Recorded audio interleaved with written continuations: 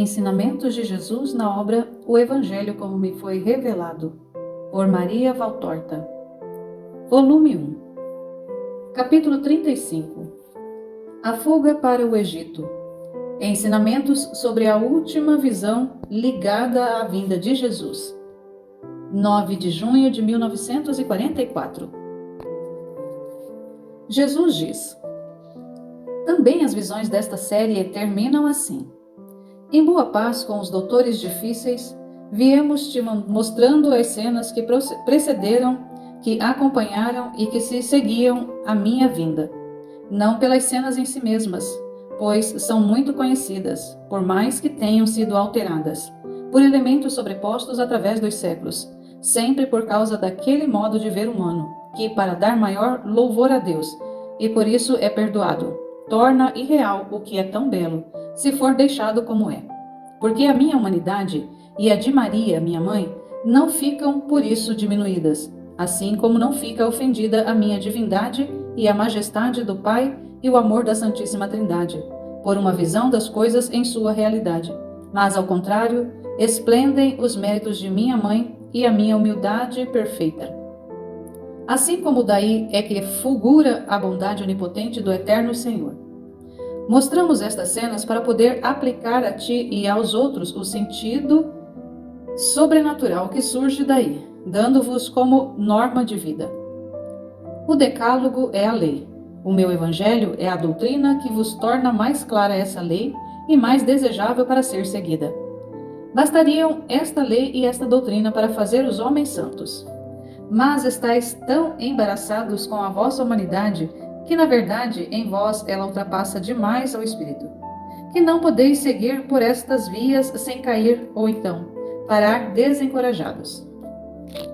Dizei a vós e a quem queria fazer que vos adiantasseis, citando-vos os exemplos do Evangelho. Jesus, Maria, José, e assim por diante todos os santos, não eram como nós.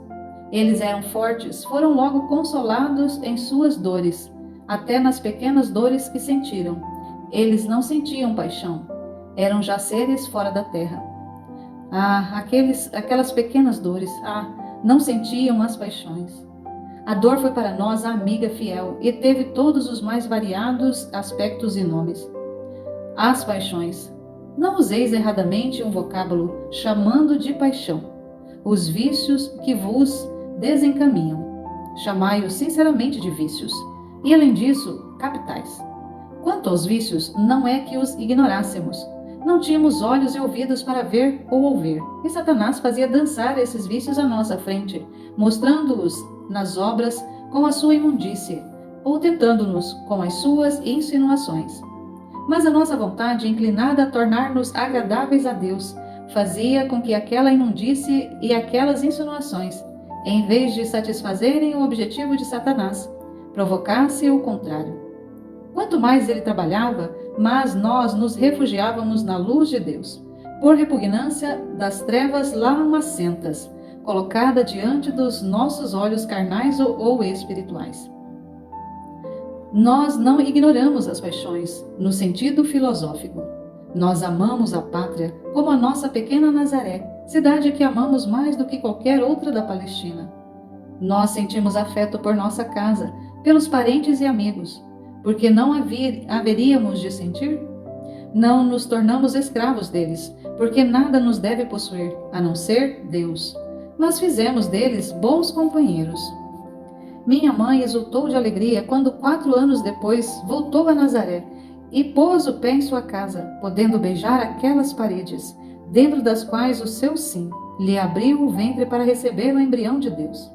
José saudou com alegria parentes e sobrinhos, crescidos em número e idade, e se alegrou ao ver-se imediatamente lembrado pelos concidadãos, também por sua capacidade profissional. Eu próprio fui sensível às amizades e sofri como uma crucificação moral pelas traições de Judas. Que dizer de tudo isto? Não, nem minha mãe, nem José preteriram a casa ou os parentes à vontade de Deus. E eu não poupei palavras quando foi preciso, mesmo quando eles atraíam o ódio dos hebreus e a antipatia de Judas sobre mim. Eu sabia, e teria podido fazê-lo, que teria bastante dinheiro para subjugá-lo a mim. Não a mim como redentor, mas a mim riqueza.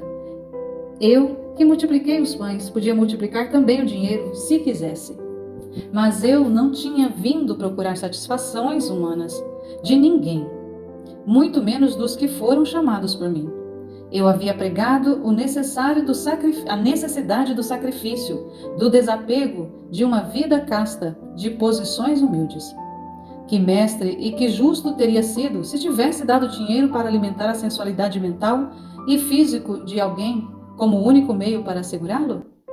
No meu reino, os grandes se tornam assim, fazendo-se pequenos. Quem quer ser grande, aos olhos do mundo, não está preparado para reinar no meu reino.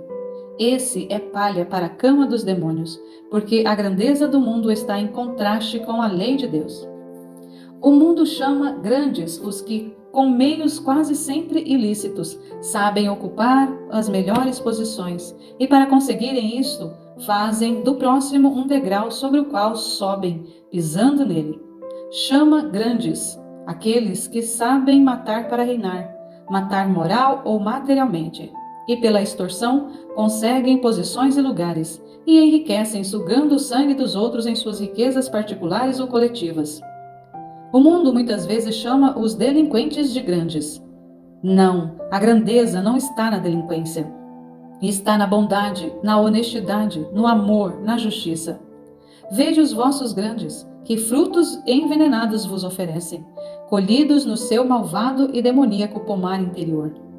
A última visão, pois eu quero falar dela e deixar de falar de outros assuntos que são tão inúteis, e o mundo não quer ouvir a verdade que lhe interessa. É uma visão que ilumina um ponto particular, citado 2 vezes no Evangelho de Mateus, numa frase repetida 2 vezes. Levanta, pega o menino e sua mãe e foge para o Egito. Levanta, pega o menino e a mãe dele e volta para a terra de Israel. E como viste, Maria estava sozinha com o menino no quarto. A virgindade de Maria após o parto e a castidade de José são muito combatidas por aqueles que, por serem lama podre, não admitem que alguém possa ser asa e luz. São infelizes com o coração tão corrompido, com mente que se prostituiu tanto à carne, que se tornaram incapazes de pensar que alguém como eles possam respeitar a mulher, ver nela a alma e não a carne, elevando-se a si mesmos, vivendo em uma atmosfera sobrenatural, apetecendo-se de Deus e não da carne. Pois bem, aos negadores do belo, e estes vermes incapazes de se tornarem borboletas, a estes répteis cobertos pela barba de sua libidinagem, incapazes de compreender a beleza de um lírio, a estes eu digo que Maria foi e permaneceu virgem, e que só sua alma foi casada com José, como o seu espírito se uniu unicamente ao Espírito de Deus, e por obra dele, ela concebeu o seu único filho, Jesus Cristo, unigênito de Deus e de Maria. Isto não é uma tradição que floresceu mais tarde, por um amoroso respeito para com a bem-aventurada, que foi minha mãe, mas é uma verdade que desde os primeiros tempos foi conhecida. Mateus não nasceu séculos depois, ele foi contemporâneo de Maria. Mateus não era um pobre ignorante que tivesse vivido nas selvas, com facilidade de acreditar em qualquer história. Era um fiscal da receita, como diríeis hoje, ou um cobrador de gabelas, como naquele tempo dizíamos. Ele sabia ver, ouvir, compreender, separar o verdadeiro do falso. Mateus não ouviu as coisas por meio de terceiros, mas ele as recolheu dos lábios de Maria, a qual o seu amor pelo Mestre e pela verdade o havia levado a fazer perguntas. Não posso chegar a pensar que esses negadores da inviolabilidade de Maria pensem que ela tenha podido mentir. Os meus próprios parentes a teriam podido desmentir se ela tivesse tido outros filhos, pois Tiago, Judas, Simão e José eram condiscípulos de Mateus. Por isso seria fácil confrontar as versões de se outros houvessem. Mateus nunca diz, levanta-te e pega tua mulher. Ele diz, pega a mãe dele. Antes diz, virgem desposada a José, José, seu esposo. Não me venham dizer que isso era um modo de falar dos hebreus, como se dizer a palavra mulher já fosse uma infâmia. Não, negadores da pureza. Desde as primeiras palavras do livro se lê: e se uniu à sua mulher. Ela é chamada companheira até o momento da consumação sexual do casamento, mas depois é chamada mulher, em diversas passagens e em diversos capítulos. E assim acontece com as esposas dos filhos de Adão. É assim que Sara é chamada mulher de Abraão. Sara, tua mulher. E toma tua mulher e as tuas 2 filhas. Foi dito a Ló. E no livro de Ruth está escrito: a Moabita, mulher de Malom. E no primeiro livro dos reis está dito: Eucana teve 2 mulheres. E ainda mais, depois Eucana conheceu sua mulher, Ana. E ainda, Eli abençoou Eucana e a mulher dele. E sempre no livro dos reis foi dito: Batseba, mulher de Urias, o Eteu, tornou-se mulher de Davi e lhe deu um filho.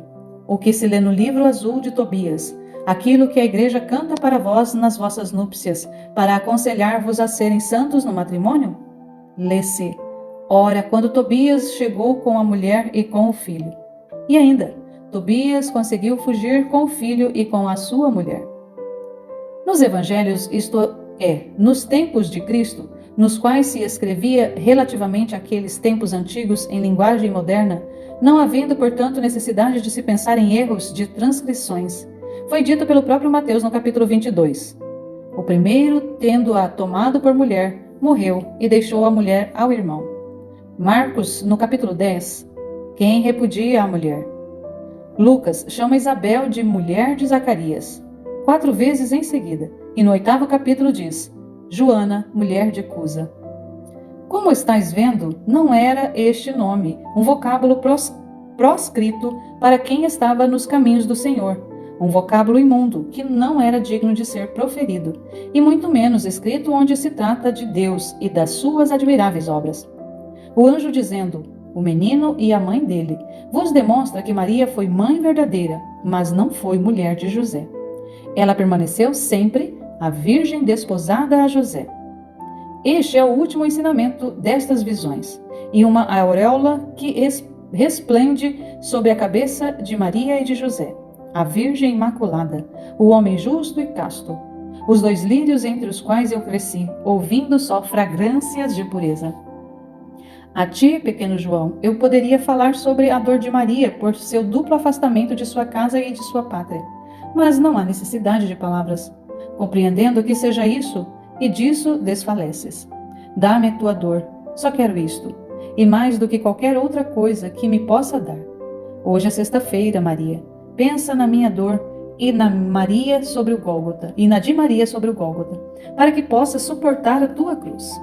A paz e o nosso amor fiquem contigo.